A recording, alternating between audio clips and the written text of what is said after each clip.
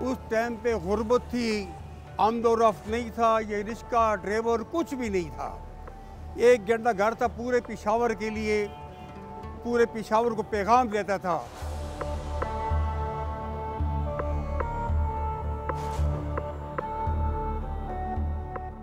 करते हैं कि हमारे पेशावर में ऐसी जगह है घंटाघर जो काफ़ी पुरानी है और काफ़ी याद है। दूर दूर से लोग, बाहर मुल्कों से अंग्रेज़ लोग आते हैं खाली घंटाघर देखने के लिए।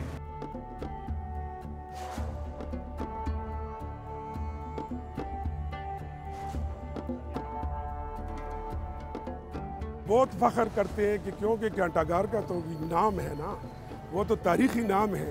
पुराना ज़माने की जब चीज़ होती है तो उसको तो तारीख़ होती है, तो वो लोग बहुत अच्छे महसूस करते हैं कि हम तो घंटाघर में रहते हैं। वो तो खुशी से कहते हैं, वो कहते हैं कि यार हम घंटाघर की नाम है ना, तो उस नाम के लिए लोग आते हैं यहाँ पे और खुश होते हैं। शहरी जो जितनी भी है यहाँ पे बहुत ज़्यादा खुश है, क्योंकि हर चीज़ यहाँ पे मिलता है और खुशी भी लोगों को होती है।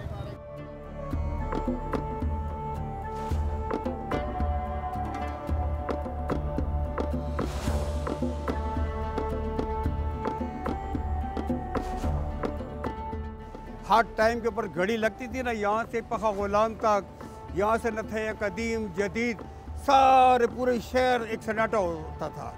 फिर जब 1900 पाकिस्तान जब वजूद में बना, उसके बाद घंटाघर के नीचे निसार पान की दुकान होती थी।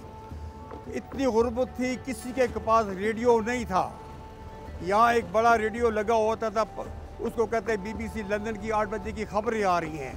हज़ारों सैकड़ों लोग रात को खड़े होते थे इस चौक के अंदर, खबरें सुनते थे, फिर अपने अपने इलाके में जाके वो खबर पहुंचाते थे कि आज BBC लंदन में ये बात हुई है, ये बात हुई है, ये बात हुई है, पाकिस्तान में ये की है, बांग्लादेश में ये की है। ये पूरे शहर के लिए एक पैगाम था उन लोगों के लिए। हम तो फ़ख्र महसूस करते हैं कि कराची से जो आदमी आते हैं, हम कहते हैं जी घंटाघर चौक में पहुँच जाए, क्यों कि साथ ही हमारा घर है। एक तारीख़ी नाम है, एक तारीख़ी सिस्टम अल्लाह पाक ने हमें दिया हुआ है कि हम फ़ख्र करते हैं कि हम घंटाघर की पैदाश हैं।